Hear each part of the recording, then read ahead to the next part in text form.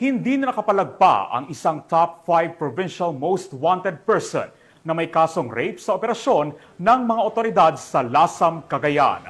Tinutukan niya ni Police Corporal Roldan Giab.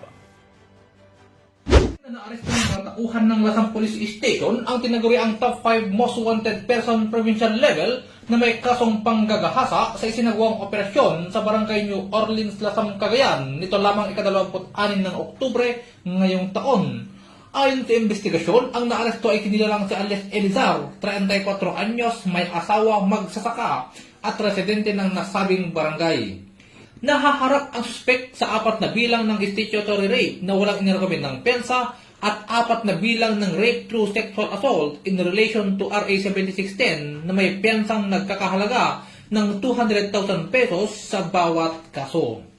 Sa kasalukuyan, ang suspect ay nasa kustudiya ng Lasam Police Station para sa dokumentasyon at tamang disposisyon.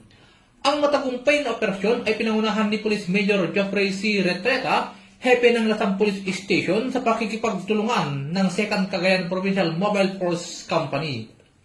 Binigyan din ni Police Colonel Anguluan, Provincial Director ng Cagayan Police Provincial Office, na ang pagkakaresto kay alias Elizar ay patunay ng masinsinang koordinasyon at dedikasyon ng kapulisan sa pagpapatupad ng batas.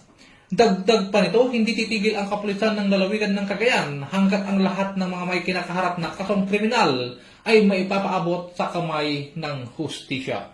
Mula dito sa lalawigan ng Cagayan, ako ang inyong PNN correspondent, Police Corporal Giab, alagad ng batas, tagataguyod ng Balitang Pulis.